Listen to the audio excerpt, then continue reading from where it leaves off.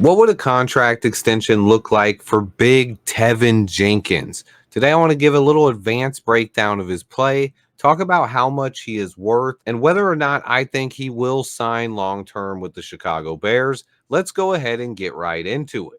Guards are getting paid more and more now. So, first, I want to note that Ryan Poles knows the worth of a good guard in the National Football League and how important it can be to keep them around to protect a young quarterback. When Ryan Poles was in Kansas City, he shelled out $20 million a year to sign free agent guard Joe Thuney, steal him away from the New England Patriots, and make him at the time the highest paid guard in football. He also shelled out $30 million for Nate Davis last year and traded a fifth round pick for Ryan Bates this offseason. But considering that he was in the front office that signed Joe Thuney and made him the highest paid guard in the NFL, a couple years later, that almost looks like a value contract now, as Thuney has now fallen to only the ninth highest paid guard in the league. And Ryan Poles was a part of that decision, showing that he values guards, but also that he knew that that was going to be a value contract long term,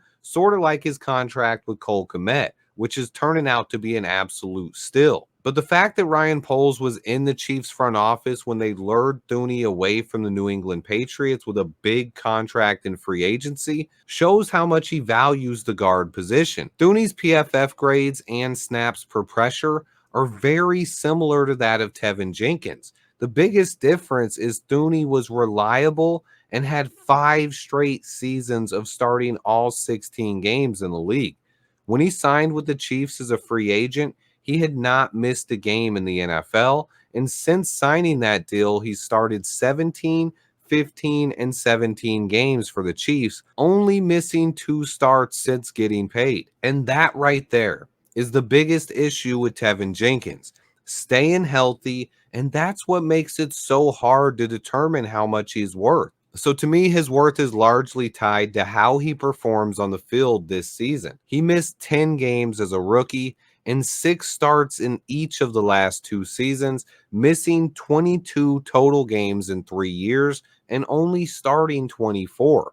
That's right, he started 24 games and he's missed 22 games in 3 years. He's actually missed more time than he's played. That is Tev's biggest issue. And now Ryan Poles is going to be put in a tough situation no matter what happens on the field this season. If Tev plays similarly what he did last year, where at times he looks like our best offensive lineman, but he misses extended time with an injury again, Poles is going to have a hard time giving him any kind of big money extension. But that's where this situation gets even more tricky and harder to predict. Because what if Tev finally does put it all together this season and he plays 17 games and makes a Pro Bowl? You can't just let him walk at that point, can you? But at that point, he's probably going to get over $100 million in free agency because 2 guards got paid $100 million this year. And if Tev made a Pro Bowl, I could see a team paying him that. And I don't know if I'm comfortable paying him quite that much. It all depends on what Tev does on the field this year, but let's compare what the Chicago Bears look like over the last 2 seasons with and without Teven Jenkins on the field. Now, this is while the team was rebuilding and we were not winning many games either way, but there was a clear difference when Tev was on the field and when he wasn't. Last year in 11 games with Tev, we went 6-5. Without Tev, we were 1-5, only winning 1 game all season without Teven Jenkins. In 2022, we were 2-7 with Tev and 1-7 without Tev. And even the 1 win we got that I counted as without Tev, he still started that game but got hurt and didn't finish it. It was the Texans game in week 3 last year. I put that as a game without Tev, but he did start that game. So the Bears didn't win a single game that Teven Jenkins didn't start in 2022. And they are 2-12 without him and 1-12 if you don't count that win I just mentioned. On top of that, they've just played better football overall with Teven Jenkins on the football field. In the 12 losses they have with Teven Jenkins, 7 of those were close games, and most finished by 1 score or less. In our 12 losses without Teven Jenkins, though, it's a different story. 5 of them were blowout losses, where we lost by 3 scores or more. Meanwhile, in games that Teven Jenkins has started and finished, we've only been blown out by that kind of score one time, and it was to the Jets in 2022, a game where Trevor Siemian started and the defense let Mike White have a career day by throwing 3 touchdowns. If you're asking yourself whether or not we should re-sign Teven Jenkins, the bottom line is the Bears are much better with Teven Jenkins on the team. He is worth paying. I would try to work out an extension with him early because if he stays healthy all year, his value is going to go through the roof. I understand you don't want to give him too much money before he proves he can stay healthy, but if he stays healthy for one season, does that really prove he can stay healthy every year? Not really, but it will significantly raise his value. So to me, I would rather re-sign Teven Jenkins right now, but let's talk about that now. What is the timeline for a Teven Jenkins extension? With his injury history and how much guards are getting paid, I actually do not expect the deal to happen soon. This will come down to Teven Jenkins staying healthy and taking a step forward on the football field in 2024.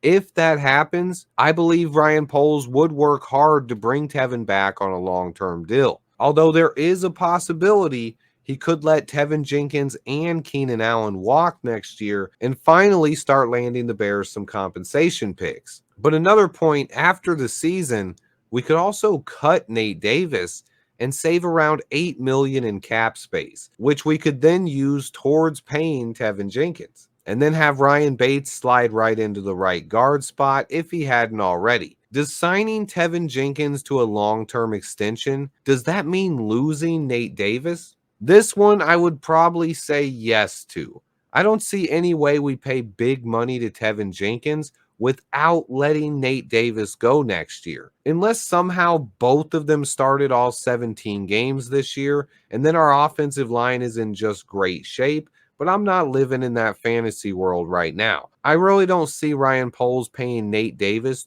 $12 million next season, even if he does bounce back this year. His contract was always backloaded with a potential out in year 3. And if Teven Jenkins steps up this year, that's just money we can use towards re-signing him. So far to me, Nate Davis has not earned the 3rd year of his extension. And honestly, unless he has a huge year, it's hard to envision Poles paying him that much money next year with such an easy out in the contract. But especially if Teven Jenkins has a big year and needs to get paid. But on the opposite end of the spectrum there, if somehow Teven Jenkins struggles this year and Nate Davis is our best guard, which isn't out of the realm of possibility, then Ryan Poles probably would just let Teven Jenkins walk and keep Nate Davis on the roster. But at the end of the day, I think the Bears are a better football team with Teven Jenkins in the starting lineup. The biggest issue is getting him to stay healthy, but I'm rooting for Tev to have a huge year and stay in Chicago long term.